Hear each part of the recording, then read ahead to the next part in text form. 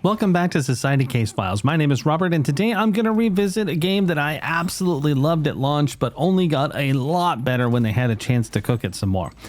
If you like this kind of content and you want to see more, please subscribe to the channel and hit the notification bell. Otherwise, I'm going to dive right in. You've probably already ascertained from the footage that I'm going to be talking about Cyberpunk 2077 and its expansion. This game came out to no small amount of controversy considering how buggy it was, to be perfectly honest, and various other issues that it had. I mean, it was so crazy that they took it off the PlayStation Store when it first came out, so they had a lot of trouble. I'm not entirely sure why they lost it so badly on this one. I know that some of the Witcher games had some bugs too, but this was above and beyond. Not to mention the fact that they were doing some Peter Molyneux style promises that were just over the top, I guess. I don't really know what those were because I tried to kind of avoid the hype on the game and figured, you know, when it comes out, I'm going to play it regardless. I'll just wait and see what happens. And because of that, I don't know if maybe my expectations were insanely low or if I just was in the right headspace for it and got lucky, because my Xbox version didn't really have any noticeable bugs. I didn't lose progress. I didn't have any dramatic crashes. My save game stayed alive through the whole thing. So all around, I would say that I was honestly quite lucky, and I haven't been in the past. There's other games that really took a dump on me, and I experienced everything that everyone says, but this time that didn't happen. And I played it pretty hardcore for my first playthrough, and I loved it. I had a great time. The story got me. All of the side quests, it was super cool. A little bleak, but I mean, then again, it is a cyberpunk setting, and that is generally a gritty kind of thing, so it made some sense. I talked about this game in another video recently where I discussed games that left me with a lot of emotion, and this one definitely did it. Not just the original endings, but the expansion endings as well. They're really well done. I don't want to give too much away. I'm not going to spoil it in case you haven't played it for whatever reason. Maybe you experienced all the bugs early on and you haven't tried it yet because you want to make sure it's fully cooked.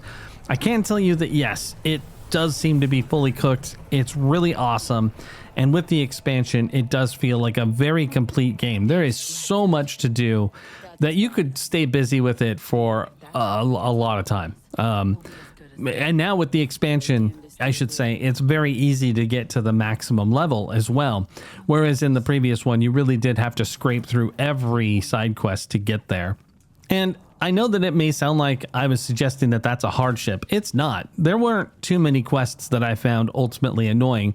I wasn't super fond of chasing down the robot cars. That just wasn't that much fun. But the Easter eggs you got from it did make it kind of worth it.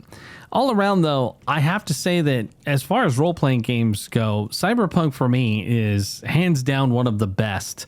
And this is from someone who really loved Baldur's Gate 3. There's just something about the first-person view and getting in it and having a more direct impact on the world with a single character that appeals to me personally. While I do love party games where you kind of manage them all and give them gear and all that stuff, that's super fun too. And I'm not taking anything away from the emotional impact of Baldur's Gate 3. It hit me pretty hard at the end as well.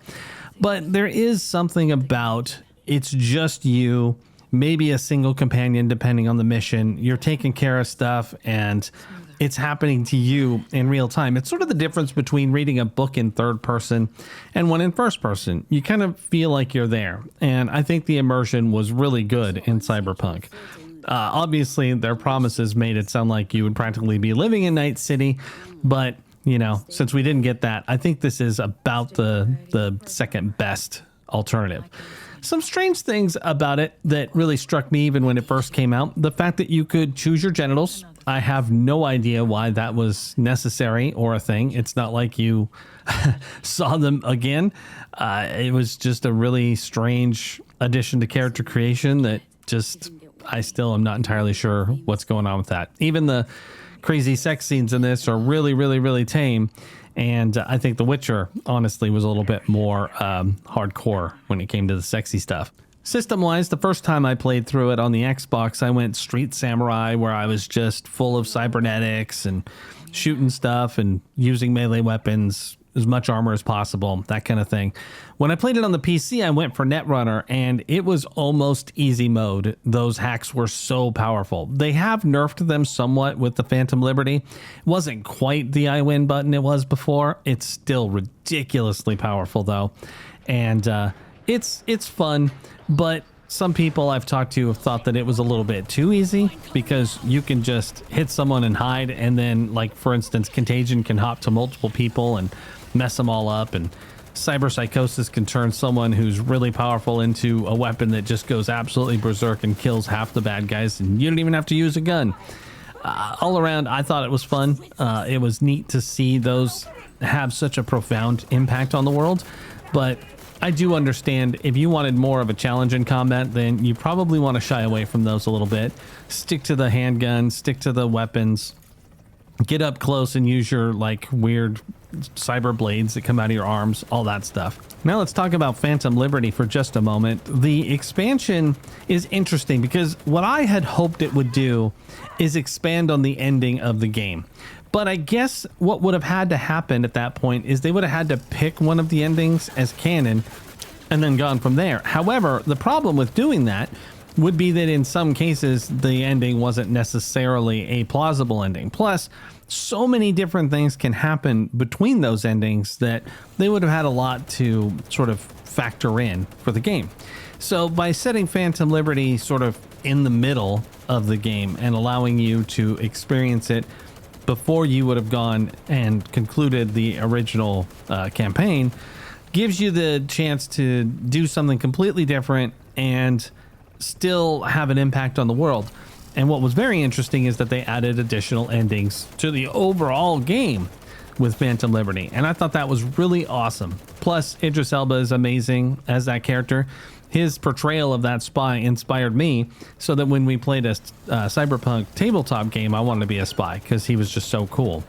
All around, I think it's one of my favorite story-based expansions that I've done in a long time, and that's coming from someone who really loved the Rogue Trader expansion that just came out with the Death Cult Assassins. This one was just perfection, and it also helped the fact that when they made the Phantom Liberty, they had already cleaned up the original game. It was already in a really good place.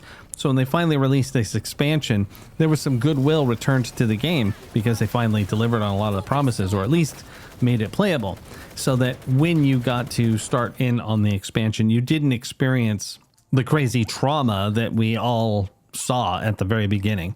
And that helped a lot because then you just got to sort of go along with it. I mean, it's a whole new zone in Night City too. It's just tons of stuff to do, bunch of side quests, the main story, branching choices, all around. I don't know, just one of my favorite things, like I said.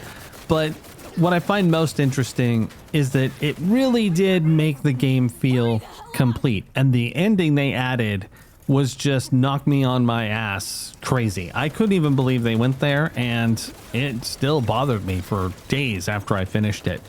I'm not sure which of all the endings I prefer, but this one is definitely at the top of the list for something that is not just interesting to explore, but kind of ballsy to even add to the game. Because well, I don't want to give anything away. I'm trying to keep these spoiler free, these revisits. But if you haven't experienced it, then you really have to. You need to go back through, play the game. And if you've never played it before, then you're absolutely in for a treat.